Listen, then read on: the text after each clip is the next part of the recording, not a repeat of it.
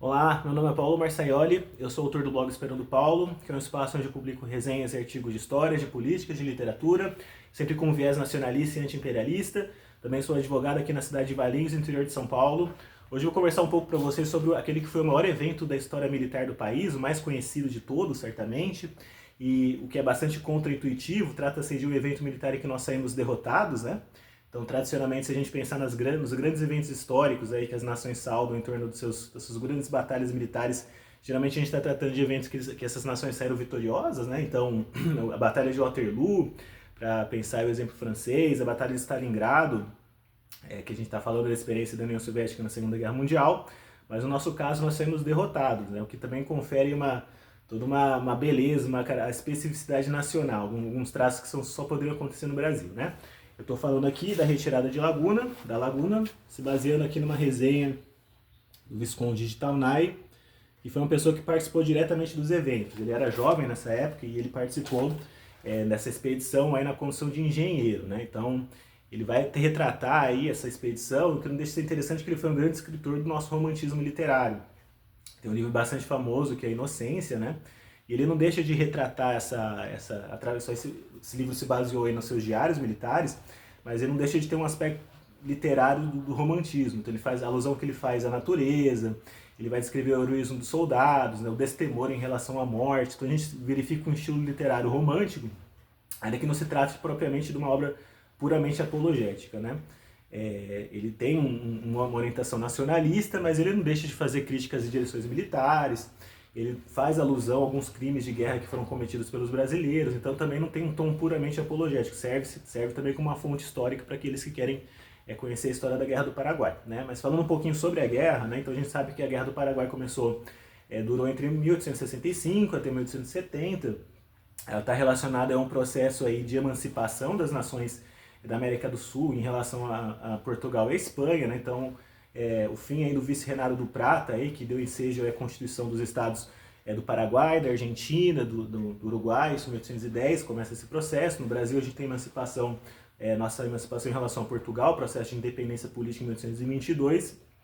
Como a gente consegue, como já se sugere essas circunstâncias, essa conformação desses novos estados nacionais vai gerar uma série de disputas territoriais, porque eram novas nações que estavam conformando suas fronteiras, né? Então, nesse contexto, a gente tem a figura aí daquele que deu origem à guerra, né? Que foi o ditador Francisco Solano Lopes, o grande ditador aqui que conduzia o Paraguai. Ele tinha estudado na Europa e ele levou adiante um plano expansionista dentro desse contexto aí de nova conformação dos novos estados nacionais. Ele tinha um horizonte de construir um grande Paraguai, né? E um objetivo específico de conseguir pavimentar uma saída do país para o Atlântico, né? Então, através desse processo de expansão territorial. Então, ele se deu através, primeiro, da intervenção que o Solano Lopes fez em relação à política interna, principalmente da Argentina e do Uruguai. Isso levou, inclusive, à formação dessa aliança militar do Brasil com esses dois países, né? E um ataque direto em relação ao Brasil já em dezembro de 1864. Né? O primeiro ato formal de violência, de guerra dos paraguaios contra o Brasil foi o sequestro de uma embarcação brasileira que se chama Marquês de Olinda, que se deu em dezembro de 1864. Na sequência já foi declarada a guerra e eles invadiram o território nacional. Né? Então o que a gente já pode começar dizendo é que a Guerra do Paraguai foi uma guerra defensiva. O Brasil foi atacado pelo Solano Lopes dentro desse plano expansionista e levou adiante, junto com a Argentina e o Uruguai, uma guerra defensiva. Então trata-se de uma guerra justa, de uma guerra defensiva, na qual nós saímos derrotados nessa retirada de Laguna, mas alçamos a vitória aí finalmente em 1870. Né? Levando em consideração também que foi o Brasil que teve maiores baixas militares, né? Na Tríplice Aliança. Então, o Brasil, a gente estima 150 e 60 mil brasileiros mortos na Guerra do Paraguai. Se você somar a quantidade de argentino e uruguaio mortos nessa guerra, não deu nem a metade disso, né? E a grande tragédia aí se deu justamente nessa região de Laguna, né? Então, foi justamente essa parte aí que houve as maiores dificuldades, que é retratada nessa retirada. Quando tem a declaração de guerra, então após a invasão do território nacional na província aí do Mato Grosso, hoje estado do Mato Grosso do Sul, a estratégia do Império Brasileiro, né, presidido pelo Dom Pedro II, era criar duas frentes de guerra. Uma frente ao norte, né, e uma frente mais ao sul. Né? E a gente tinha uma grande dificuldade porque o palco das guerras, o palco dos conflitos, se dava aí no Grande Rincão, aí na fronteira aí do Mato Grosso com o Paraguai, ao passo que as forças militares brasileiras estavam todas elas concentradas no Atlântico, no Rio de Janeiro, basicamente, no litoral. Então, essa primeira expedição, né, que vai seguir até o norte do Mato Grosso, para fazer essa invasão pelo norte do Paraguai, ela teve uma duração de 2 anos só para eles conseguirem sair do Rio de Janeiro e chegarem até lá, né? E saíram 3.000 homens do Rio de Janeiro e só conseguiram chegar na fronteira para iniciar o processo de luta direta contra os paraguaios 1.700 pessoas, né? Então a gente pode dizer aí que nesse processo aí a esmagadora maioria desses brasileiros que morreram ao longo do caminho foram em função da doença, da fome, de epidemias, deserções, todo tipo de situação, né? Não propriamente morte no terreno militar, né? Então a invasão propriamente dita a Laguna na verdade era uma fazenda que ficava nessa região fronteiriça entre o Brasil e Portugal que pertencia ao Solano Lopes, né?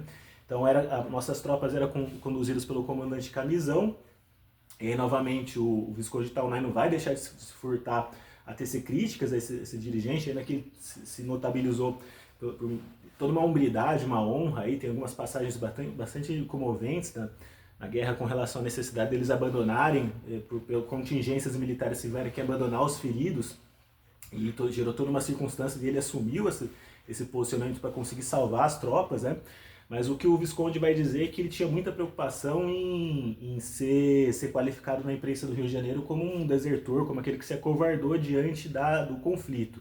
Então, nessas circunstâncias, parece que ele levou adiante essa iniciativa de conduzir as tropas para invadir o Paraguai, levando em consideração esse receio de que poderia ser chamado de um covarde quando voltasse para o Brasil, né?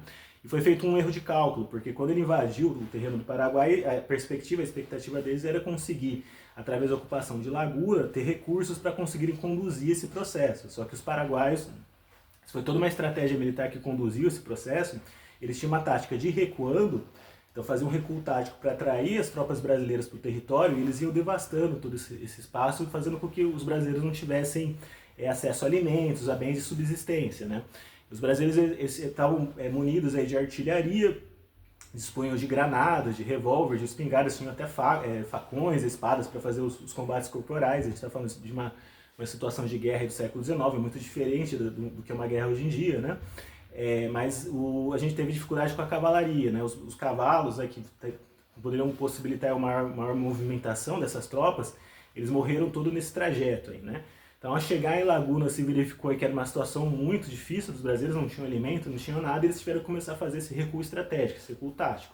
Então, se trata justamente desse processo, desse recuo, que se trata da retirada de Laguna. Ela durou 35 dias, e foi um movimento que as tropas brasileiras foram recuando, e os paraguaios, eles foram cercando os brasileiros, fazendo todo tipo de emboscada e tudo mais, né? Mas aí não deixa de uma coisa que mais uma vez foi sinalizada e que realmente foi grande tragédia dessa retirada, não foi propriamente as escaramuças, né? Assim, a gente trocava tiro com os paraguaios, tinha todo tipo de conflitos militares, mas a esmagadora maioria das mortes aí se deu em torno de doenças, né? Principalmente aí o que foi mais grave de tudo foi uma epidemia de cólera.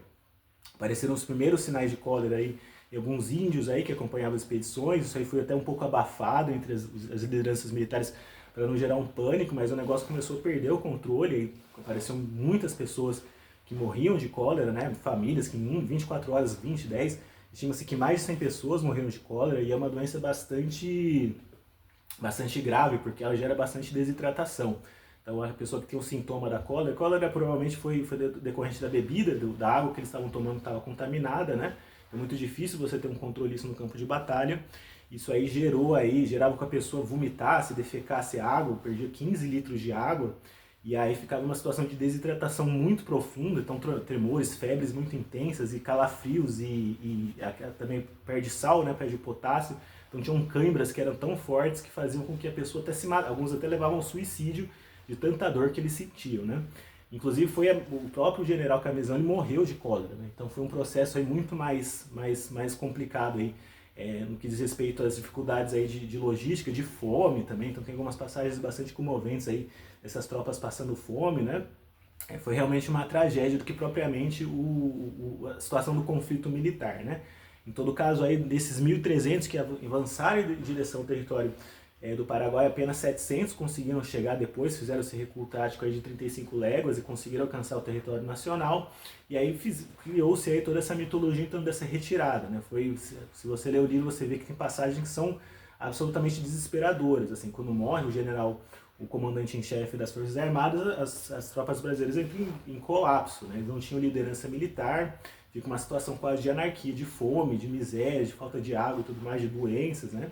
E ainda assim parece que quase como se fosse um sonho aí, eu até coloco isso na minha resenha, como se a gente tivesse uma terra prometida, um pindorama, né, para usar a lenda tupi. Finalmente os brasileiros conseguiram vencer todas essas adversidades e chegaram finalmente ao território nacional, né? Isso em 1865, e a gente teria mais 5 anos até a conclusão dessa guerra com a vitória da Tríplice Aliança, né?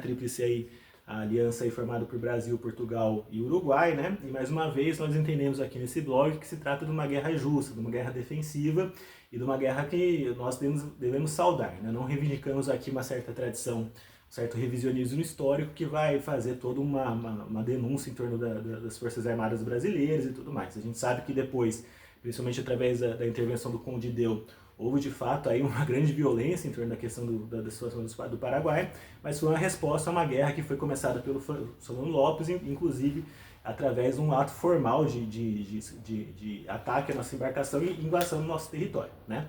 Então é isso, caso você se interesse por esse conteúdo, eu deixo aqui nos comentários aí um link com esse texto, com esse artigo que eu estou discutindo, e a gente se vê no próximo vídeo.